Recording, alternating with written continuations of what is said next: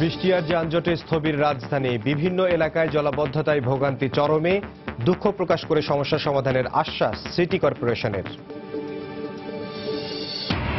বিভিন্ন জেলায় বন্যা পরিস্থিতির আরও অবনতি, তিস্তা, ধরলা ও যমুনার পানি বিপদসীমার উপর দিয়ে প্রবাহিত হচ্ছে, নতুন নতুন এলাকা প্লাবিত। চট্টগ্রামের লোহাগড়ায় বিমান বাহিনীর প্রশিক্ষণ বিমান বিধ্বস্ত, প্যারাসুটে নেমে প্রাণ বাঁচালেন 2 পাইলট, অক্ষত অবস্থায় উদ্ধার। খুলনার জোড়াগেট এলাকায় যুবলীগ কর্মীকে কুপিয়ে হত্যা, পূর্বশত্রুতার জের বলছে পরিবার, ওয়ার্ড যুবলীগের আহ্বায়ক সহ গ্রেফতার 3। এবং স্বাস্থ্য মন্ত্রণালয় নয়, সিটি কর্পোরেশনের দায়িত্ব অবহেলার কারণেই চিকুনগুনিয়া ছড়িয়ে পড়েছে। সেই দায়িত্ব মিউনিসিপ্যাল কর্পোরেশনে। They have failed to kill the mosquito. সত্যি কথা, সিটি কর্পোরেশনের দায়িত্ব ছিল মশারি দমন করার জন্য।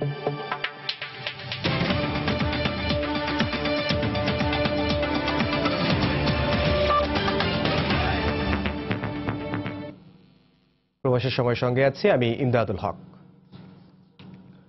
মঙ্গলবার সকাল থেকে ভারী বর্ষণ আর যানজটে স্থবির হয়ে পড়ে রাজধানী। গন্তব্যে পৌঁছতে ঘন্টার পর ঘন্টা যানবাহনে বসে থাকতে হয় নগরবাসীকে। একদিকে জলাবদ্ধতা, অন্যদিকে রাস্তা খোঁড়াখুড়ির কারণে পায়ে হাঁটাও অসম্ভব হয়ে পড়ে। সব সমস্যা নিয়ে প্রতি বছরের মতো এবারও সরকার আর সিটি কর্পোরেশনের দিকে চেয়ে আছে সাধারণ মানুষ। মাত্র কয়েক মিনিটের বৃষ্টি পরিণত হয় কর্মব্যস্ত রাজধানীবাসীর বিড়ম্বনার কারণ। বৃষ্টি হলেই জলাবদ্ধতায় নাকাল হয় নগরবাসী, এ যেন আষাঢ়ের নিত্যদিনের চিত্র। মঙ্গলবার সকাল থেকে কখনো থেমে থেমে গুড়ি গুড়ি বৃষ্টি, আবার কখনো ভারী বর্ষণ। মিরপুর, মতিঝিল, মৌচাক, মালিবাগ, পুরোনা পল্টন, রাজারবাগ সহ বিভিন্ন সড়কে সৃষ্টি হয় জলাবদ্ধতা। এতে বিপাকে পড়েন নগরবাসী। সবচেয়ে বেশি দুর্ভোগে পড়ে শিক্ষার্থীরা। বাচ্চা নিয়ে স্কুলে যাওয়াও অনেক কষ্টকর ব্যাপার হয়ে যাচ্ছে। এই যে এখন অনেকক্ষণ ধরে দাঁড়ায় আছে, রিক্সা টিক্সা কিছুই তো পাওয়া যাচ্ছে না। বৃষ্টির মধ্যে অবশ্যই সমস্যা হচ্ছে। বর্ষাকালে কাজ ধরাতে রাস্তাঘাটে খাল বিল সম্পূর্ণ বড় হয়ে গেছে, কারণ আমরা চলাফেরা করতে অসুবিধা হচ্ছে। রাস্তাঘাট আপনার জলাবদ্ধতা বেড়ে যাচ্ছে, এটাই আর কি। এখন এটা সিটি কর্পোরেশনের দেখা উচিত। ম্যানহোল খোলা থাকে, মানুষ অনেক সময় পড়ে যায় ম্যানহোলের মধ্যে। তাদের অবহেলার কারণেই তো এতদিন কাজটা আটকে আছে, না তো প্রায় 2-3 মাস হয়ে গেছে এতদিন লাগে একটা কাজ শেষ করতে। আর শান্তিনগর এলাকাতে তো আমরা অলওয়েজই সাফার করি। এই রাস্তা খোঁড়াখুড়ি করতে আছে বর্ষা মৌসুমিতে, এই জন্য জনগণ দুর্ভোগ হয়। শুষ্ক মৌসুমে না করে বর্ষা মৌসুমে ধরছে কাজটা করা শুষ্ক মৌসুমে করা দরকার। আমরা তো অনেক আগে থেকে এদিক দিয়ে চলাফেরা করি, এগুলোর জন্য হাঁটতেই পারি না। এখন কাদার মধ্যে পড়ে গেছে, অবস্থা খারাপ। বৃষ্টির ভোগান্তি আরো কয়েক গুণ বাড়ে রাস্তার যানজটের কারণে। রাস্তায় পানি জমে যাওয়া, যানবাহনের ধীর গতি আর খানাখন্দের কারণে অসহনীয় পরিস্থিতির সৃষ্টি হয়। কার্যত অচল অবস্থায় গণপরিবহনগুলোকে দাঁড়িয়ে থাকতে হয় ঘন্টার পর ঘন্টা। যাত্রীদের কত ভোগান্তি, কোন রাস্তা ভালো আছে, যাতায়াতের কোনো সুবিধা আছে? কোনো সুবিধা নাই। গাবতলির তো নাই ছিল পান্তবাদ তো নেছি 2.5 ঘন্টার উপরে লাগছে সময়। রাস্তার অবস্থা তো ভালো না, আধা ঘন্টার রাস্তা লাগে 1 ঘন্টা। বছরের পর বছর বর্ষা মৌসুমের এই দুর্ভোগের চিত্র থেকে কবে মুক্তি মিলবে, এই প্রশ্নের উত্তর চায় নগরবাসী। আহমেদ সালেহীন, সময় সংবাদ, ঢাকা। এদিকে বর্ষায় নগরবাসীর ভোগান্তি বেড়ে যাওয়ায় দুঃখ প্রকাশ করে ঢাকা দক্ষিণ সিটি কর্পোরেশনের প্রধান নির্বাহী কর্মকর্তা খান মোহাম্মদ বিলাল বলেন, উন্নয়ন কাজ শেষ হলে ভোগান্তির অবসান হবে। ভোগান্তি সহনীয় রাখতে ঠিকাদার সহ সব পক্ষের সঙ্গে সমন্বয় করা হচ্ছে বলেও জানান তিনি। একদিকে বৃষ্টি, আরেকদিকে এই কনস্ট্রাকশন ওয়ার্কশপ মিলে বেশ কষ্টের বিষয় হচ্ছে নগরবাসীর জন্য। সেজন্য আমরা নগরবাসীর প্রতি দুঃখ প্রকাশই করব যে এই কষ্টটুকুন সয়ে নিতে হবে। ঠিকাদারদের সাথে বসে আমরা চেষ্টা চালাচ্ছি যে যাতে করে নাগরিকের যাতে এই ভোগান্তিটি কম হয়, যাতে একটা সহনীয় পর্যায়ে থাকে। পানি যদি না সরে তাহলে তো দুর্ভোগ আরো থাকবে।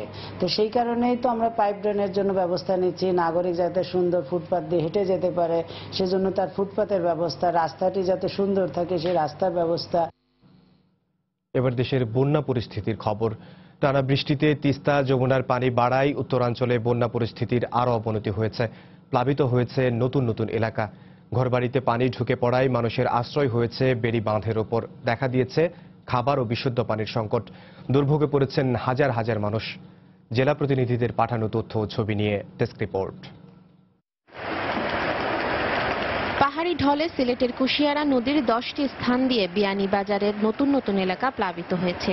মঙ্গলবার বিকেল পর্যন্ত কুশিয়ারা নদীর পানি সবকটি পয়েন্টে 60 থেকে 70 সেন্টিমিটার উপর দিয়ে প্রবাহিত হচ্ছে। ভারতের আসামে বন্যার কারণে সিলেটের বন্যা পরিস্থিতির অবনতি হচ্ছে।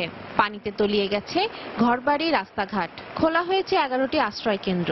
এদিকে দুর্গতদের 663 টন চাল এবং নগদ 13 লক্ষ টাকা বিতরণ করা হয়েছে।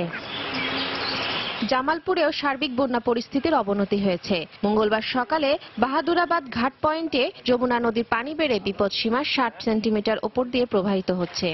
এতে সদর, দেওয়ানগঞ্জ, ইসলামপুর, মাদারগঞ্জ ও সরিষাবাড়ী উপজেলায় নতুন করে প্লাবিত হয়েছে অন্তত 25টি গ্রাম। বন্ধ করে দেয়া হয়েছে জেলার 22টি সরকারি প্রাথমিক বিদ্যালয়। খাওয়া দাওয়া বন্ধ, চলাফেরা অসুবিধে, কত অসুবিধে, লেফটিন নাই। আমাদের গরু, বাছুর, হাঁস, মুরগি এগুলি মাছরাঙ্গি করে আমরা রাখছি। চেয়ারম্যান মেম্বাররা, কর্তৃপক্ষ যারা আছেন, বড় এমপিরা তারা কোনো খোঁজখবর রাখতেছেন না। লালমনিরহাটে তিস্তা নদীর পানি কমে দোয়ানি পয়েন্টে বিপদসীমার 10 এবং ধরলা পয়েন্টে 12 সেন্টিমিটার উপর দিয়ে প্রবাহিত হচ্ছে। এখনো তলিয়ে আছে হাতিবান্ধা, কালীগঞ্জ, আদিতমারি ও সদর উপজেলার অন্তত 38টি গ্রাম। আমরা বাচ্চা কাচ্চা নিয়ে খুবই সমস্যার মধ্যে আছি। কারো কোনো এই বিপদের সাড়া পাচ্ছি না এ পর্যন্ত। আমাদের আর্থিক এবং আমাদের সামগ্রী নিয়েও আমরা প্রস্তুত রয়েছে, জনগণ সম্পৃক্ত রয়েছে। যমুনার পানি বাড়ায় প্লাবিত হয়েছে বগুড়ার নতুন নতুন এলাকা। বন্যা পরিস্থিতির অবনতি হওয়ায় গবাদি পশু নিয়ে বাঁধের উপর আশ্রয় নিয়েছেন দুর্গতরা। তাদের অভিযোগ, সরকারের পক্ষ থেকে এখনো কোনো ত্রাণ সহায়তা দেয়া হয়নি। বান গেছে, এক পয়সা হলো দেয়, আজকে দেয় নিয়ে ঘুরিয়ে দিল, তাহলে দুঃখের বিষয় না। যখন পানি শুকিয়ে যায় সেখানে বাড়ি যায়, আবার যখন হয় সেখানে বাঁধের উপর আসে, বাঁধ হয়েছে না দিন বাঁধের উপর আসে। সিরাজগঞ্জে যমুনার পানি বাড়ায় জেলার 38টি ইউনিয়নের হাজার হাজার মানুষ দুর্ভোগে পড়েছেন। বন্যা কবলিত এলাকায় রাস্তাঘাট তলিয়ে যাওয়ায় বিপাকে পড়েছেন এলাকাবাসী। এদিকে বন্যা কবলিতদের জন্য চাল বিতরণ করেছে জেলা ত্রাণ ও পুনর্বাসন বিভাগ। 7016টি পরিবার ক্ষতিগ্রস্ত হয়েছে। তাদের সাহায্যের জন্য আমরা 64 মেট্রিক টন চাউল বরাদ্দ দিয়েছি এবং 1.5 লক্ষ টাকা বিতরণ করেছি। এছাড়া গাইবান্ধা, টাঙ্গাইল সহ দেশের বিভিন্ন এলাকায় সার্বিক বন্যা পরিস্থিতির অবনতি হয়েছে। ফিরোজ, সময় সংবাদ। এদিকে কুড়িগ্রামের 1/3 এলাকা এখন বানের পানিতে ভাসছে। পানিবন্দী হয়ে পড়েছেন লক্ষাধিক মানুষ। তলিয়ে গেছে বাড়িঘর ও রাস্তাঘাট। এই অবস্থায় বেকার হয়ে পড়েছেন খেটে খাওয়া শ্রমজীবী মানুষ। স্থানীয় জনপ্রতিনিধি জানান, এদের সহায়তার জন্য তালিকা করা হচ্ছে। আর জেলা প্রশাসক বলছেন, ত্রাণ বরাদ্দের পাশাপাশি বন্যার্তদের সহায়তায় সবকিছু প্রস্তুত রাখা হয়েছে। মমিনুল ইসলাম মঞ্জুর তথ্য, বেলাল হোসেনের তোলা ছবি নিয়ে ডেস্ক রিপোর্ট। ব্রহ্মপুত্র, ধরলা, তিস্তা, দুধকুমোর ও জিঞ্জিরাম সহ 16 নদ নদীতে পানি বাড়ায় জেলায় বন্যা পরিস্থিতির অবনতি হয়েছে। পানি বাড়ায় কালোয়া ইউনিয়নের বন্যা নিয়ন্ত্রণ বাঁধ ভাঙনের কবলে পড়েছে।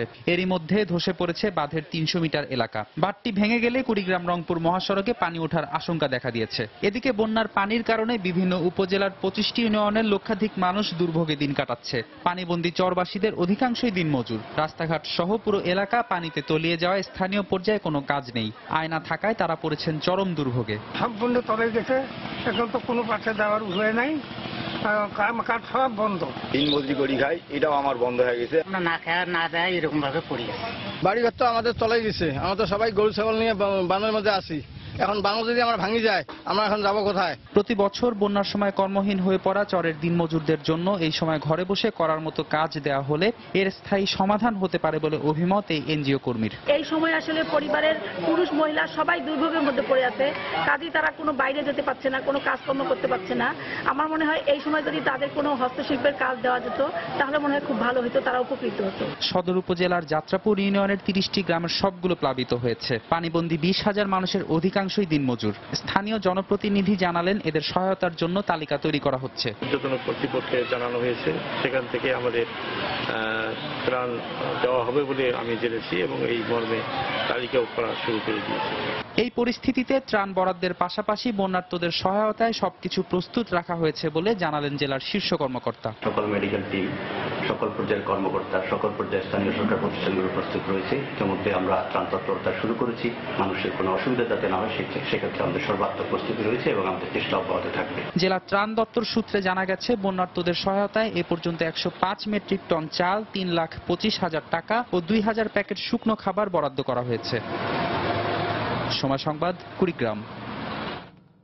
দেশের উত্তরাঞ্চলে বন্যা কবলিত এলাকায় শিক্ষা প্রতিষ্ঠানের ক্ষয়ক্ষতি নিরূপণে তথ্য সংগ্রহ করা হচ্ছে বলে জানিয়েছেন শিক্ষামন্ত্রী নুরুল ইসলাম নাহিদ। বন্যার পর দ্রুত এসব প্রতিষ্ঠানের মেরামত করে শিক্ষার পরিবেশ নিশ্চিত করা হবে বলেও জানান তিনি। মঙ্গলবার বিকেলে সচিবালয়ে সরকারি কারিগরি শিক্ষা প্রতিষ্ঠানে ভর্তি সংক্রান্ত এক ব্রিফিংয়ে তিনি একথা বলেন। এ সময় মন্ত্রী বলেন, 4 বছর মেয়াদী ডিপ্লোমা ইন ইঞ্জিনিয়ারিং কোর্সে এবছর 48,150 জন ভর্তির সুযোগ পাবে। বন্যা শুধু আমাদের স্কুলে আসে নাই, বন্যা একটা অঞ্চলে আসছে, স্কুল, কলেজ, মসজিদ, মাদ্রাসা, বাড়ি ঘর, ফসল, রাস্তাঘাট সবকিছু এটা ক্ষতি করে যায়। স্কুলেও যদি দেখা যায় কোনো ক্ষতি হয়েছে, যেগুলো আমরা তথ্য নিচ্ছি, ওই তথ্যগুলো অনুসারে আমরা প্রস্তুতি নিচ্ছি প্রত্যেকটা ডিপার্টমেন্ট আমাদের যেখানে আছেন। এটা বন্যা কমলে পরে আমরা সেটা মেরামত করে দিব, কোনো ওখানে বেশি ক্ষতি হলে সেটা করে দিব। এই জন্য আমরা প্রস্তুত আছি যাতে আমরা এটা মোকাবেলা করে শিক্ষার পরিবেশটা নিশ্চিত করতে পারি। এখন কোনো পাবলিক পরীক্ষা এখনই হচ্ছে না, পরস্পর সহযোগিতায় আমরা সকলে মিলে এখন আমরা বিপদ উতরে উঠবো, তারপরে পানি নেমে গেলে আমরা মেরামত কাজ করব। প্রবাসের সময়ে আরো থাকছে, বিরল রোগে আক্রান্ত সাতক্ষীরার শিশু মুক্তা মনির চিকিৎসায় ঢাকা মেডিকেলে বোর্ড গঠন, চিকিৎসার দায়িত্ব নিলেন প্রধানমন্ত্রী। চট্টগ্রামের লোহাগড়ায় বিমান বাহিনীর একটি প্রশিক্ষণ বিমান বিধ্বস্ত হয়েছে। আইএসপিআর জানিয়েছে, বিমানে থাকা 2 পাইলটকে অক্ষত অবস্থায় উদ্ধার করা হয়েছে। বিমান বাহিনী কর্তৃপক্ষ জানায়, মঙ্গলবার দুপুর 2টায় চট্টগ্রামের জহুরুল হক ঘাঁটি থেকে YAK-130 প্রশিক্ষণ বিমানটি নিয়ে উড্ডয়ন করে উইং কমান্ডার নাজবুল এবং স্কোয়াড্রন লিডার কামরুল। এর কিছুক্ষণ পর বিমানটির সঙ্গে কন্ট্রোল রুমের যোগাযোগ বন্ধ হয়ে যায়। অনেক চেষ্টা করেও আর যোগাযোগ করা যায়নি। পরে দুপুর 2:30টার দিকে লোহাগড়ার সীমান্তবর্তী বড় হাতিয়া এলাকায় বিমানটি বিধ্বস্ত হয়। তবে এর আগেই প্যারাসুটের সাহায্যে পাইলট ও কো পাইলট নিরাপদে মাটিতে অবতরণ করেন। পরে উদ্ধারকারী হেলিকপ্টারে তাদের উদ্ধার করা হয়। 2-3টা আওয়াজ হয়েছে, দ্রুম দ্রুম 2টা আওয়াজ হয়েছে। তখন এখান থেকে ফোন গেছে যে বিমান বিধ্বস্ত হয়েছে। তখন সাথে সাথে 5-8 মিনিটের মধ্যে এখানে স্পট পৌঁছতাম। তখন 2 জন পাইলট, একজন হচ্ছে আমাদের কামরুল ভাই, একজন হচ্ছে নাজমুল ভাই। একজনকে আমরা গাছ থেকে উদ্ধার করছি, আর একজন মাটি ছিল। ওনাদের উদ্ধারে আমরা পানি এবং কিছু শুকনো খাবার দিলাম। আমরা বর্তমানে ঘটনায় কাজ করছি। আমাদের উদ্ধারে যে ধ্বংসস্তূপ আছে সেগুলো একটা নির্দিষ্ট জায়গায় এনে আমরা তার পরবর্তীতে উদ্বোধন হায়ার অথরিটির সাথে যোগাযোগ করে আমরা চলে যাব। কিন্তু 2:30 হতে 2:15 ঘটনাটা ঘটেছে। এর মধ্যে 2 জন পাইলট ছিল, একজন কো পাইলট আর একজন পাইলট। এরা আহত অবস্থা, তাদেরকে উদ্ধার করে সিএমএস চট্টগ্রামে নিয়ে যাওয়া হয়েছে।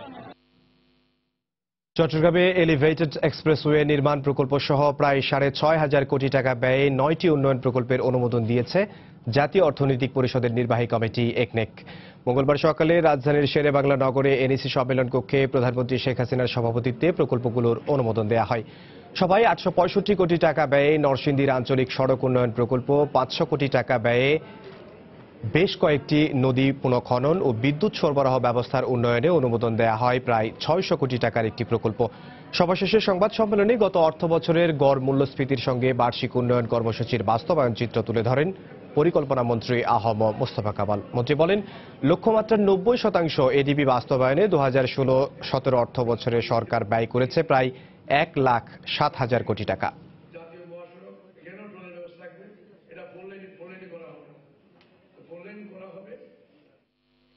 2016-17 অর্থ বছরের গড় মূল্যস্ফীতি পয়েন্ট টু পয়েন্ট ভিত্তিতে 5.44। এপ্রিল, মে, জুন 3 মাস আমাদের মূল্যস্ফীতির পরিমাণ বেড়েছে 5.72%।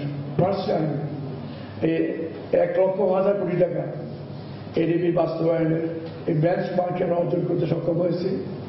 তো এটি আমি মনে করছি কি অনন্য সাধারণ আমাদের অর্জন। 15-16 অর্থ বছর আমাদের এডিপি বাস্তবায়নের পরিমাণ ছিল 87,000 কোটি টাকা। অর্থমন্ত্রী আবুল মাল আব্দুল মুহিত বলেছেন, সুইস ব্যাংকের সঙ্গে বাংলাদেশের লেনদেন বেড়েছে, অর্থ পাচারের অভিযোগ সত্য নয়। মঙ্গলবার সন্ধ্যায় সংসদ অধিবেশনে তিনি একথা বলেন। তবে সুইস ব্যাংকে ব্যক্তিগতভাবে যারা আমানত রেখেছেন তাদের ব্যাপারে এখনো সুনির্দিষ্ট তথ্য পাওয়া সম্ভব হয়নি বলেও জানান তিনি। টাকা পাচারের বিষয়টি বাস্তবে মোটেই তেমন কিছু নয়। অর্থাৎ টাকা যে হিসাবগুলো কাগজে বেরিয়েছে এইগুলো হলো লেনদেনের হিসাব এবং সম্পদের হিসাব। আমাদের সাংবাদিকেরা এটাকে অত্যন্ত অন্যায়ভাবে এই পাচার বলে দিয়েছেন এবং সেজন্য দেশে একটা ভুল বোঝাবুঝি হচ্ছে। হ্যাঁ, সত্যি কিছু পাচার হয়, কিন্তু এটা অতি যৎসামান্য।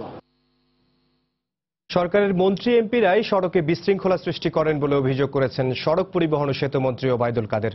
মঙ্গলবার সন্ধ্যায় সংসদে সড়ক পরিবহন কর্তৃপক্ষ বিল উত্থাপনকালে এ মন্তব্য করেন তিনি। এ সময় সড়কের শৃঙ্খলা ফিরিয়ে আনতে জনপ্রতিনিধিদের আইন মেনে চলার পরামর্শ দেন মন্ত্রী। কেউ শুনে না, আমাদের অনেকেই হাসপাতালের সামনে গিয়ে হর্ন বাজার, এটা কিন্তু ঠিক নয়, কোনো দেশে এটা হয় না। তারপরে যখন তখন গাড়িতে হুটার থাকে, আমাদের মিনিস্টারদের থাকে, এমপি সাহেবদের থাকে, অনেক আবার ভুয়া এমপি সেজে হুটার বাজায় যে আমি আসছি, তিনি আসছেন, দাপটের সঙ্গে এই দাপট বন্ধ করতে হবে। আমি আপনাদের সহযোগিতা চাই। মহেশখালীতে নির্মাণাধীন দেশের প্রথম ভাসমান তরলীকৃত প্রাকৃতিক গ্যাস বা এলএনজি টার্মিনাল নির্মাণে অর্থচুক্তি সই হল। মঙ্গলবার বিকেলে রাজধানীর একটি হোটেলে এক্সিলারেট এনার্জি বাংলাদেশ লিমিটেডের সঙ্গে ইন্টারন্যাশনাল ফিন্যান্স কর্পোরেশনের মধ্যে এই চুক্তি সই হয়।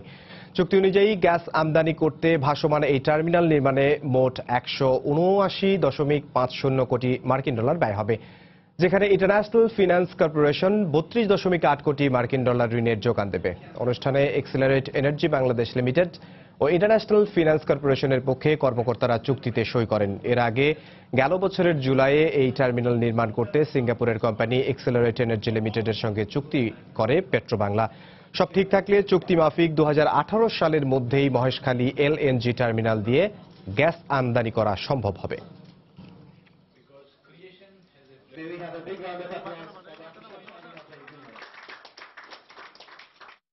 সুষ্ঠু ও শান্তিপূর্ণ নির্বাচনের স্বার্থে আগামী নির্বাচনের সময়েও চিহ্নিত সন্ত্রাসীদের বিরুদ্ধে সব মামলা চলবে বলে জানিয়েছেন খাদ্যমন্ত্রী অ্যাডভোকেট কামরুল ইসলাম। মঙ্গলবার সকালে রাজধানীর কেরানীগঞ্জে স্থানীয় এক নেতার স্মরণ সভায় তিনি এ মন্তব্য করেন। এ সময় মন্ত্রী আরো বলেন, সংবিধান অনুযায়ী শেখ হাসিনার অধীনেই আগামী নির্বাচন হবে। সে সময় যেন কেউ আগুন সন্ত্রাসের মাধ্যমে জ্বালাও পোড়াও করতে না পারে, সেজন্য সন্ত্রাসীদের বিরুদ্ধে দায়ের করা সব মামলা চলবে। বিএনপির এক এক নেতার এক এক আবদার, কেউ সহায়ক সরকার চায়, কেউ তত্ত্বাবধায়ক সরকার চায়, কেউ লেভেল প্লেইং ফিল্ড চায়, বিভিন্ন দাবি দেওয়া, তাদের দাবি দেওয়ার কোনো শেষ নেই। সংবিধানের থেকে এক চুলো আওয়ামী লীগ সরবে না। নির্বাচনকালীন সরকার থাকবে মাননীয় প্রধানমন্ত্রী জননেত্রী শেখ হাসিনার নেতৃত্বে। সন্ত্রাসীদের আইন যেভাবে চলছে, তাদের মামলা মোকদ্দমা যেভাবে চলছে, সেইভাবে চলা উচিত সুষ্ঠু নির্বাচনের স্বার্থে, একটা সন্ত্রাসমুক্ত নির্বাচন হওয়ার স্বার্থে। আপনারা সন্ত্রাস করবেন অথচ আইন আপনাদের স্পর্শ করতে পারবে না, যেহেতু আপনারা রাজনীতি করেন, এটা হয় না। আপনারা সন্ত্রাসের পথে হেঁটেছেন বলে আপনাদেরকে মামলা আপনাদের পিছনে ধাওয়া করে এবং আইন আপনাদেরকে খুঁজে বেড়ায়। ষোড়শ সংশোধনী বাতিলের পর জাতীয় সংসদে সংসদ সদস্যরা যে বক্তব্য দিয়েছে তা এখতিয়ার বহির্ভূত। সুশাসনের জন্য নাগরিক সুজনের আয়োজনে বিচার বিভাগের স্বাধীনতা ও করণীয় শীর্ষক গোলটেবিল বৈঠকে এমন মত দেন বিশ্লেষকরা। তারা বলেন, রাষ্ট্রের অন্য কোনো বিভাগ দ্বারা বিচার বিভাগের মর্যাদা ক্ষুণ্ণ হলে বিচার বিভাগের প্রতি মানুষ আস্থাহীন হয়ে পড়ে। এ সময় বিচার বিভাগের স্বাধীনতার পাশাপাশি জবাবদিহিতা এবং স্বচ্ছতা নিশ্চিতেরও তাগিদ দেন তারা। বিচার বিভাগের স্বাধীনতার সঙ্গে সঙ্গে বিচার বিভাগের সম্মান এবং মর্যাদা যদি সুপ্রতিষ্ঠিত না হয়, বিচার বিভাগ নিয়ে যদি যেমন তেমন সমালোচনা এবং কথাবার্তা হতে থাকে, তখন সাধারণ মানুষের বিচার ব্যবস্থার উপরে আস্থা থাকবে না। পার্লামেন্টে সেদিন যে আলোচনা হয়েছে, এই আলোচনা করার পার্লামেন্টের নিজেরই এখতিয়ার নাই। রায়ের প্রেক্ষিতে বলছি, যে আলোচনা করেছেন এই আলোচনা করতে গিয়েই সম্ভবত তারা নিজেদেরই নিয়ম কানুন ভঙ্গ করেছে। নিম্ন আদালতে বর্তমানে যতগুলা কোর্ট আছে, সব কোর্টে বিচারক নেই, তাহলে মামলা জমছে। সবসময় বিচার বিভাগে বাজেট খুব কম থাকে। ষোড়শ সংশোধনী বাতিলের রায় নিয়ে সংসদে এমপিদের বিরূপ মন্তব্য আদালত অবমাননার শামিল বলে মন্তব্য করেছেন সুপ্রিম কোর্ট আইনজীবী সমিতির সভাপতি advocate Zainul Abedin. Supreme court আইনজীবী সমিতি মিলনায়তনে এক ব্রিফিংয়ে তিনি একথা বলেন। একই ব্যানারে বারের আওয়ামী লীগ পন্থী সদস্যদের ব্রিফিংয়ে সমিতির সহসভাপতি অজিউল্লাহ বলেন, আইনজীবী সমিতির ব্যানারে বিএনপি পন্থী আইনজীবীদের ব্রিফিং রাজনৈতিক উদ্দেশ্য প্রণোদিত। তারা বিচার বিভাগ ও আইন বিভাগের মধ্যে সম্পর্কের ফাটল ধরানোর অপচেষ্টা করছে বলেও অভিযোগ করেন তিনি। দুইজন প্রবীণ আইনজীবী ডক্টর কামাল হোসেন ব্যারিস্টার আমিনুল ইসলাম সম্পর্কে বিভিন্ন আপত্তিকর বক্তব্য রেখেছেন। এমনকি মাননীয় প্রধান বিচারপতিকে নিয়েও সমালোচনা করেন, যা সুস্পষ্ট আদালত অবমাননার শামিল। রায়ের গঠনমূলক সমালোচনা করা কখনোই বিচার বিভাগের স্বাধীনতায় হস্তক্ষেপ নয়। আর সংসদের ভিতরে আলোচিত কোনো বিষয় নিয়ে বারের ব্যানারে সংবাদ সম্মেলন করা রাজনৈতিক উদ্দেশ্য হাসিল করা ছাড়া আর কিছুই নয়। আজকের এই সংবাদ সম্মেলন করার মাধ্যমে সুপ্রিম কোর্ট বারের সভাপতি ও সম্পাদক মহোদয় রাষ্ট্রের দুটি স্তম্ভের মধ্যে ফাটল ধরানোর চেষ্টা করেছেন, যা অনভিপ্রেত। প্রবাসের সময় আরো থাকছে। একদিনের মধ্যে দ্বিতীয়বার রবি শাস্ত্রীকে ভারত ক্রিকেট দলের কোচ নিয়োগের ঘোষণা বিসিসিআই এর 2019 বিশ্বকাপ পর্যন্ত চুক্তি। পূর্বশত্রুতার জেরে খুলনার জোড়াগেট এলাকায় সাইদুল ইসলাম নামে যুবলীগের এক কর্মীকে প্রকাশ্যে কুপিয়ে হত্যা করেছে দুর্বৃত্তরা। এলাকায় মাদক ব্যবসায় বাধা দেওয়ার জের ধরে তাকে হত্যা করা হয়েছে বলে জানান স্থানীয়রা। নিহতের মা বাদী হয়ে 8 জনের নাম উল্লেখ করে 11 জনের বিরুদ্ধে মামলা করেছেন। এ ঘটনায় জোড়াগেট ওয়ার্ড যুবলীগের আহ্বায়ক সহ 3 জনকে গ্রেফতার করেছে পুলিশ। বিস্তারিত ডেস্ক রিপোর্টে। পুলিশ ও প্রত্যক্ষদর্শী জানান, মঙ্গলবার বেলা 12টার দিকে খুলনার জোড়াগেট এলাকার একটি চায়ের দোকানের সামনে সাইদুল ইসলাম নামে যুবলীগের এক কর্মীর ওপর দুর্বৃত্তরা অতর্কিত হামলা চালায়। এ সময় ধারালো অস্ত্র দিয়ে তাকে কুপিয়ে জখম করে পালিয়ে যায় তারা। তাৎক্ষণিকভাবে খুলনা মেডিকেল কলেজ হাসপাতালে নেয়ার পর সাইদুলকে চিকিৎসকরা মৃত ঘোষণা করেন। অতিরিক্ত রক্তক্ষরণের কারণে তার মৃত্যু হয়েছে বলে জানান চিকিৎসক। তার মৃত্যুর খবর পাওয়ার পর হাসপাতালে ছুটে আসেন স্বজনরা। তাদের অভিযোগ, ফোনে ডেকে এনে তাকে হত্যা করা হয়েছে। ও বলতেছে কি তোমরা বস, আমি তো আসতেছি বলছে। এখন বলে মনে ওই পর্যন্ত গেছে পর ওরা 5-7 জন নাকি কয়জন ছিল, আসে ওরা কোপাইছে। ছেলেটা জীবন হারা হইলো। এই মাদক ভাঙ্গির প্রতিরোধ করতে আমার এই অবস্থা। পাপ্পু নামের একটা ছেলে ফোন করে শুনছি আনছে তারে, কিছুক্ষণ পরে আমার ভাগনা খুন হয়েছে। পাস বেবি ছিল না, হাইপোভলিমিক শকে ছিল, ব্লাড লস হয়েছিল প্রচুর পরিমাণে। তাকে বাঁচানোর চেষ্টা করা হয়েছে, ব্লাড রিকুইজিশন দেওয়া হয়েছে, কিন্তু ব্লাড আনার আগেই রোগীটা এক্সপায়ার করে খুব দ্রুত। এদিকে নিহতের মা বাদী হয়ে 8 জনের নাম উল্লেখ সহ 11 জনের বিরুদ্ধে মামলা করেছেন। পরে জোড়াগেট ওয়ার্ড যুবলীগের আহ্বায়ক সহ 3 জনকে গ্রেফতার করে পুলিশ। এই ঘটনায় আমরা আসামিদের গ্রেফতার করতে সক্ষম হয়েছি এবং বাদবাকি আসামি যারা আছে তাদেরকে আমরা পাচিরায় গ্রেফতার করে আইনের আওতায় নিয়ে। নিহত সাইদুল ব্যবসার পাশাপাশি জোড়াগেট এলাকায় চায়ের দোকান চালাতেন। সময় সংবাদ, খুলনা। চিকুনগুনিয়া কোনো মারাত্মক জ্বর নয় বলে মন্তব্য করেছেন স্বাস্থ্যমন্ত্রী মোহাম্মদ নাসিম। মঙ্গলবার সন্ধ্যায় সংসদ অধিবেশনে মন্ত্রী জানান, এর রোগ প্রতিরোধে সর্বাত্মক ব্যবস্থা গ্রহণ করা হয়েছে। এর আগে দুপুরে রাজধানীর ওসমানী মিলনায়তনে বিশ্ব জনসংখ্যা দিবসের আলোচনায় স্বাস্থ্যমন্ত্রী বলেন, স্বাস্থ্য মন্ত্রণালয় নয়, সিটি কর্পোরেশনের দায়িত্বে অবহেলার কারণেই চিকুনগুনিয়া ছড়িয়ে পড়েছে। অনুষ্ঠানে মশা নিধনে সিটি কর্পোরেশনকে কার্যকরী ভূমিকা পালনের আহ্বান জানান স্বাস্থ্য প্রতিমন্ত্রী জাহিদ মালিক। কিন্তু চিকুনগুনিয়ার জন্য দায়ী স্বাস্থ্য মন্ত্রণালয়। চিকুনগুনিয়া মশা দ্বারা সৃষ্টি হয়, এডিস মশা, অর্থাৎ আমাদের দেশে মশা নিধন করে নাই, সেই দায়িত্ব মিউনিসিপ্যাল কর্পোরেশনে। They have fail to kill the mosquito. তারা মশা তারা ইরাডিকেট করতে পারে নাই। যেখানে সেখানে ময়লা, যেখানে সেখানে আবর্জনা, এই বিষয়টি তারা সঠিক কাজ করতে পারেনি। আমি কারো দোষারোপ করতে চাই না, কিন্তু এটা সত্যি কথা। সত্যি কথা, এটা সিটি কর্পোরেশনের দায়িত্ব ছিল মশা নিধন করার জন্য। যে দায়িত্ব পালন করা ছিল অন্য, সেই দায়িত্ব পালন করছে না। এটা আমরা তাকে অনুরোধ করেছি, আমি মিটিং করেছি তাদেরকে নিয়ে। জরুরি ভিত্তিতে ঢাকা শহরে মশাকে যেখানে উৎপন্ন হয় সেই জায়গাগুলো নিধন করো, পরিষ্কার পরিচ্ছন্ন করো, সেখানে আবর্জনা মুক্ত করো, যেন এই মশাকে উৎপন্ন না হয়। আমার কাজ নয়। চট্টগ্রামে আলোচিত মিতু হত্যা মামলায় সাবেক পুলিশ কর্মকর্তা বাবুল আক্তারের সাথে দ্বিতীয় দফায় কথা বলেছে পুলিশ। মঙ্গলবার বিকেলে চট্টগ্রাম গোয়েন্দা কার্যালয়ে তাকে তলব করেন মামলার তদন্ত কর্মকর্তা মোহাম্মদ কামরুজ্জামান। তিনি জানান, প্রায় 4.5 ঘণ্টা ব্যাপী এই আলাপচারিতায় মামলার বাদী বাবুল আক্তারের কাছ থেকে কিছু তথ্য সংগ্রহ করা হয়, যা মামলার তদন্তের অগ্রগতিতে সহায়ক হবে। এর আগে গত বছরের ডিসেম্বরে প্রথমবারের মতো হাজির হয়েছিলেন বাবুল আক্তার। 2016 সালের 5 জুন নগরীর নিজাম রোডে দুর্বৃত্তদের ছুরিকাঘাতে ও গুলিতে নিহত হন সাবেক পুলিশ কর্মকর্তা বাবুল আক্তারের স্ত্রী মাহমুদা খানম মিতু।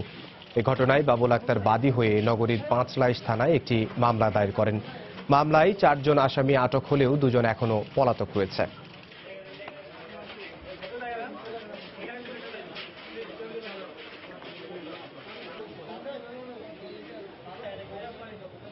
সংশ্লিষ্ট অনেকগুলো বিষয় ছিল যেগুলো আমার ক্রস চেক করার প্রয়োজন ছিল, সেই বিষয়গুলো সংক্রান্তে তার কাছে আমি জিজ্ঞাসা করছি, তার সাথে কথা হয়েছে মামলা সংক্রান্ত, এবং দিস ইজ রুটিন প্রসেস। আমার কাছে বিভিন্ন বিষয় জানতে চেয়েছে, সেগুলো সম্পর্কে আমি বলেছি এবং আমি আমার বিভিন্ন বিষয়ে ক্লারিফিকেশনের জন্য আমিও কথা বলেছি।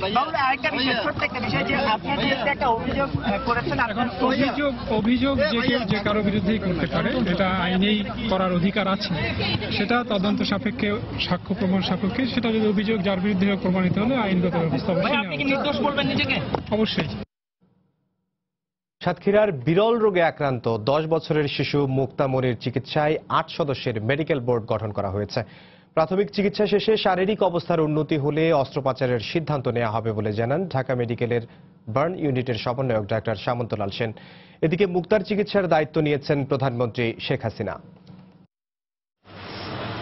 সাতক্ষীরার কামারবাইশা গ্রামের সাধারণ মুদি দোকানদার ইব্রাহিমের 2 যমজ মেয়ে মুক্তামণি ও হীরামণি এবং এক ছেলেকে নিয়ে ছোট্ট পরিবার। সাধ্যে না কুলালেও অনেক স্বপ্ন নিয়ে সদা চঞ্চল 2 যমজ মেয়েকে ভর্তি করান স্কুলে, কিন্তু কিছুদিন পরেই সুখে সে সংসার এলোমেলো হয়ে যায়। মেয়ে মুক্তামণির ডান হাতে দেখা দেয় বিরল এক রোগ। দিন যতই যায় ততই খারাপ হতে থাকে তার অবস্থা। দিশেহারা হয়ে পড়েন ইব্রাহিম। এক সময়ে দুরন্ত চটপটে মুক্তা ধীরে ধীরে নিস্তেজ হয়ে পড়ে। সারাক্ষণ ছুটাছুটি করা মুক্তা বন্দী হয়ে পড়ে ঘরে। আমার বোন বলে যে আপা আমার যদি আল্লাহ যদি সারাই দেয় তা আমরা 2 বোনে আবার স্কুলে যাব। মেয়েটাদের লেখাপড়া কিন্তু যেটুকুন করেছে তা বাম হাত দিয়ে লেখে তো মনে হয় যেন ডান হাত দিয়ে লেখে, আর এত সুন্দর ছবি আঁকে। মেয়ের এমন দুর্দশা দেখে অসহায় হয়ে পড়েন সামান্য মুদির দোকানদার বাবা। নানাজনের নানা কথায় গ্রাম্য চিকিৎসা এমনকি জেলা শহরের ভালো ডাক্তার কোনো কিছুই বাদ রাখেননি চিকিৎসায়, কিন্তু সঠিক চিকিৎসা পাননি কোথাও। সাধ্য মোতাবেক আমি চেষ্টা করছি, তারপরেও ভুল ট্রিটমেন্টের শিকার হয়েছি আর কি ডাক্তারদের, যার কারণে আজ আমার বাচ্চাটার এই অবস্থা। 2 সপ্তাহ পর্যবেক্ষণে রেখে বিভিন্ন পরীক্ষা শেষে মূল চিকিৎসা শুরু করা হবে বলে জানান ডাক্তার সামন্তলাল সেন। প্রাথমিকভাবে যেটা মনে হলো যে তার হাতে একটা অনেক পুরানা ব্যাধি, যেটা এতদিন খুবই অবহেলায় ছিল এবং এটা মনে হচ্ছে যে ক্যান্সারের পর্যায়ে, আর তার শরীরের অবস্থা খুবই খারাপ, মানে একদম রক্ত শূন্যতা বলে চলে। আমরা একটা মেডিকেল বোর্ড করছি, এই বোর্ডের সিদ্ধান্ত অনুযায়ী আমরা আগাবো। সঠিক চিকিৎসায় দেশে মুক্তাকে পুরোপুরি সুস্থ করা সম্ভব বলে জানিয়েছেন চিকিৎসকেরা। ফেরদৌস লিপি, সময় সংবাদ, ঢাকা। 82তম জন্মদিনে কবি আল মাহমুদকে শুভেচ্ছা জানিয়েছেন তার ভক্ত, অনুরাগী ও পরিবারের সদস্যরা। সাহিত্যাঙ্গনে আল মাহমুদের অবদানের জন্য রাষ্ট্রীয় স্বীকৃতি দাবি করেন তারা। এ সময় আবেগ আপ্লুত হয়ে পড়েন দেশের প্রবীণ এই কবি। কবি আল মাহমুদকে জন্মদিনের শুভেচ্ছা জানাতে মঙ্গলবার সকাল থেকেই রাজধানীর মগবাজারে তাঁর বাসায় সমবেত হন ভক্ত শুভানুধ্যায়ীরা। সোনালী কাবিন, কালের কলস, মায়াবী পর্দা দুলে ওঠর রচয়িতাকে খুব কাছ থেকে দেখে আবেগ আপ্লুত হন অনেকে। বোনের কাছে এই মিনতি, ফিরিয়ে দেবে ভাই, আমার মায়ের গয়না নিয়ে ঘরকে যেতে চাই। এ সময় তার সৃষ্ট সাহিত্যের বৈশিষ্ট্য নিয়ে কথা বলেন আগত কবি সাহিত্যিকরা। আঞ্চলিক বাংলা ক্রিয়াপদের শক্তি যে কজন দেখিয়েছিলেন তার মধ্যে আল মাহমুদ, তার আগে জসিমউদ্দিনের কথা বলতেই হবে। আমার ধন্যবাদ, অকৃত্রিম ধন্যবাদ জ্ঞাপন করি। শুভ জন্মদিন আল মাহমুদ। আল মাহমুদ ফাউন্ডেশনের উদ্যোগে কেক কেটে মূল আনুষ্ঠানিকতা পালন করা হয়। ঘরোয়া পরিবেশে এই আয়োজনে ভক্তদের কাছে পেয়ে শুভেচ্ছা জানান বাংলা সাহিত্যের খ্যাতিমান এই ব্যক্তিত্ব। ভালো লাগছে, খুব ভালো লাগছে। আমার পক্ষ থেকে দেশ ও জাতির প্রতি শুভেচ্ছা জানাই। 1936 সালের 11ই জুলাই ব্রাহ্মণবাড়িয়ায় জন্মগ্রহণ করেন আল মাহমুদ। লেখায় লোকজ শব্দের ব্যবহারে অতুলনীয় হয়ে উঠেছে তার সৃষ্টিকর্ম। মিজানুর রহমান কবির, সময় সংবাদ, ঢাকা। এবার প্রবাসের খবর। মালয়েশিয়ায় চলমান অবৈধ অভিবাসী বিরোধী অভিযানে এখন পর্যন্ত 3000-এরও বেশি অভিবাসীকে গ্রেফতার করা হয়েছে। এদের মধ্যে 1160 জন বাংলাদেশি নাগরিক বলে জানিয়েছে ইমিগ্রেশন কর্তৃপক্ষ। এছাড়া গ্রেফতারকৃতদের মধ্যে 57 জন নিয়োগকর্তা রয়েছে বলেও জানানো হয়। গত কয়েকদিন ধরে মালয়েশিয়ার বিভিন্ন স্থানে 5 শতাধিক অভিযান পরিচালনা করে দেশটির নিরাপত্তা বাহিনী। গত 30 জুন অস্থায়ীভাবে বৈধ হবার জন্য ই কার্ড গ্রহণের সময়সীমা শেষ হওয়ার পর থেকেই দেশ জুড়ে অবৈধ শ্রমিকদের ধরপাকড় শুরু হয়। অভিবাসীরা বৈধ হবার জন্য আরেকবার সুযোগ দেওয়ার দাবি জানালেও তা নাকচ করে দিয়েছে মালয়েশিয়া সরকার। তবে গ্রেফতারকৃতদের বিষয়ে কি সিদ্ধান্ত নেওয়া হবে সে বিষয়ে কর্তৃপক্ষ স্পষ্ট কিছু জানায়নি। এদিকে আগামী 17 জুলাই বাংলাদেশ হাইকমিশনের কর্মকর্তারা চলমান সমস্যা নিয়ে দেশটির ইমিগ্রেশন বিভাগের সঙ্গে বৈঠকে বসবেন।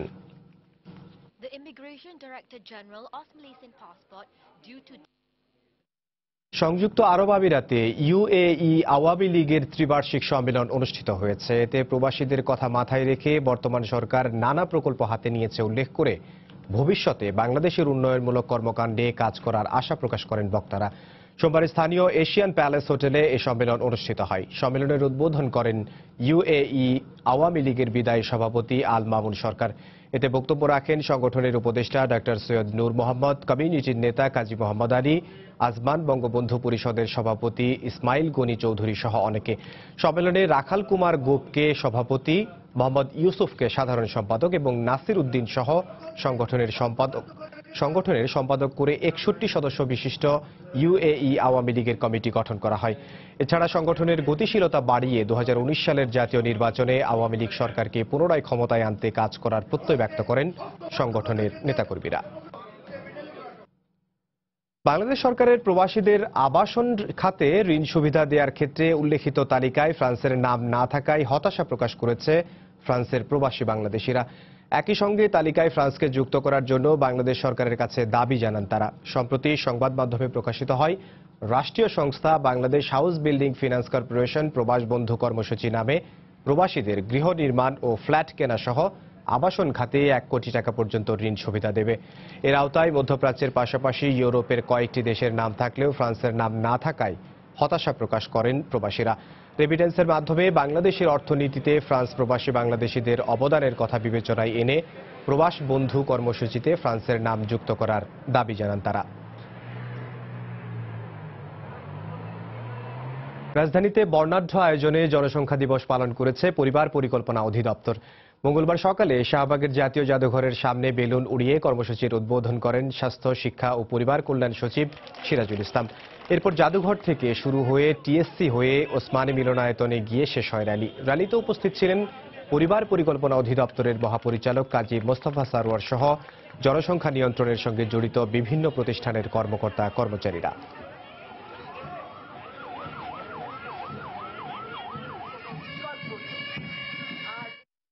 নারায়ণগঞ্জে তেল, গ্যাস, খনিজ সম্পদ ও বিদ্যুৎ বন্দর রক্ষা জাতীয় কমিটির প্রতিবাদ সমাবেশে হামলা চালিয়েছে দুর্বৃত্তরা।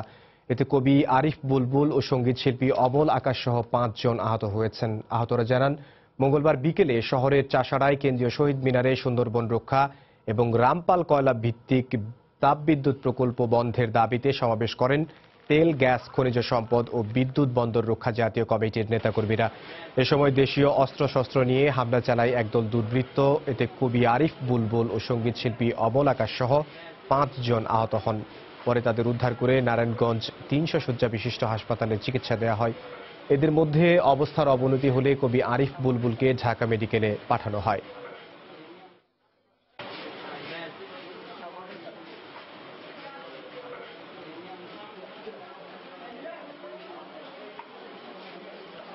সমাবেশ শেষে আমাদের নেতৃবৃন্দ যখন মিছিল নিয়ে বের হয় 4-5 জন আমরা ওইখানে উপস্থিত ছিলাম। ঠিক ওই সময় আমাদের উপর অতর্কিত হামলা চালানো হয়। আমাদের সংস্কৃতির যারা শত্রু এবং সুন্দরবনের যারা শত্রু, যারা রামপালের পক্ষের লোক, তাদেরই এই হামলা এবং তারাই এই হামলাটা করেছে। আমরা চাইব সরকার এদের দৃষ্টান্তমূলক শাস্তি দিক এবং সুশাসন এবং সুবিচার নিশ্চিত করুক।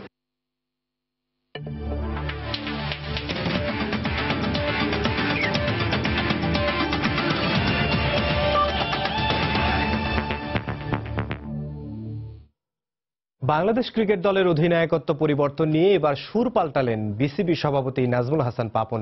এবার সাফ জানালেন, ওয়ানডে অধিনায়কত্ব পরিবর্তনের ব্যাপারটি ভাবনায় নেই ক্রিকেট বোর্ডের।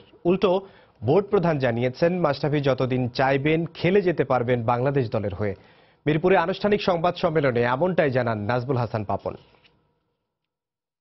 ওডিআই নিয়ে মাশরাফি ক্যাপ্টেন্সি যাওয়া না যাওয়া নিয়ে কোনো কথাই হয়নি, কিন্তু এমনভাবে প্রচারিত হচ্ছে সব জায়গায় মনে হচ্ছে যেন মাশরাফিকে এখনই বাদ দিয়ে দেওয়া হচ্ছে, ওডিআই থেকে নতুন ক্যাপ্টেন খোঁজা হচ্ছে। মাশরাফি এখানে শুধু একজন প্লেয়ার হিসেবে না, he is there as a captain and as a তার এই পার্টিকুলার দায়িত্বটা, এই রোলটা সে যেভাবে সম্পন্ন করে যাচ্ছে এবং করে আসছে, বাংলাদেশে তার সাবস্টিটিউট পাওয়া অলমোস্ট ইম্পসিবল। পারফরমেন্সও যদি আপনি পেস বোলার হিসেবে দেখেন, আমাদের ফাস্ট বোলার যারা আছে তার পারফরমেন্স কিন্তু অনেক ভালো। ও যতদিন খেলতে পারবে ততদিন ওকে বাদ দেওয়ার কোনো প্রশ্নই ওঠে না, কারণ he is not there only as a player, he is there as a captain, এবং ওর মতো ক্যাপ্টেন বাংলাদেশে খুঁজে পাওয়া অত্যন্ত কঠিন। সব জল্পনা কল্পনার অবসান ঘটিয়ে শেষ পর্যন্ত ভারত জাতীয় ক্রিকেট দলের কোচ হলেন রবি শাস্ত্রী। 2019 বিশ্বকাপ পর্যন্ত তার সঙ্গে চুক্তি করেছে বিসিসিআই। এদিকে নতুন বোলিং কোচ হিসেবে জহির খানকে নিয়োগ দিয়েছে বোর্ড। কে হচ্ছেন অনিল কুম্বলের উত্তরসূরি, এ নিয়ে গেল কয়েকদিন ধরেই হয়েছে নানা আলোচনা। অবশেষে কোহলিদের কোচ হিসেবে এই শাস্ত্রীকেই বেছে নিয়েছে শচীন টেন্ডুলকার, সৌরভ গাঙ্গুলি ও ভিভিএস লক্ষণ, এই তিনজনকে নিয়ে গড়া ক্রিকেট উপদেষ্টা কমিটি। সিএসির সুপারিশেই ভারতের নতুন কোচের নাম ঘোষণা করেছে বিসিসিআই। এর আগে কোচ হওয়ার জন্য জমা পড়েছিল 10টি আবেদনপত্র, সেখান থেকে বাছাই করে 5 জনের সাক্ষাৎকার নেয় সিএসি। প্রার্থীদের মধ্যে ছিলেন Tom moody, Ravi Shastri, Virender Sehwag, Richard পাইবাস ও লালচাঁদ রাজপুত। তবে তালিকায় থাকলেও সিমন্স শেষ পর্যন্ত সাক্ষাৎকার দেননি। ভারতীয় দলের অধিনায়ক কোহলি সহ সিনিয়র ক্রিকেটারদের বেশিরভাগেরই পছন্দের প্রার্থী ছিলেন শাস্ত্রী, তাই সবার পছন্দের বিষয়টি মাথায় রেখেছে বোর্ড। 1962 সালে জন্ম নেয়া শাস্ত্রীর 1981 সালে নিউজিল্যান্ডের বিপক্ষে টেস্ট দিয়ে ভারতীয় দলে অভিষেক হয়। 1981 সাল থেকে 1992 সাল পর্যন্ত ভারতের টেস্ট ও ওয়ানডে দলের হয়ে খেলেছেন 55 বছর বয়সী এই ক্রিকেটার। ক্যারিয়ারে 80টি টেস্ট ও 150টি ওয়ানডে ম্যাচ খেলেছেন রবি শাস্ত্রী।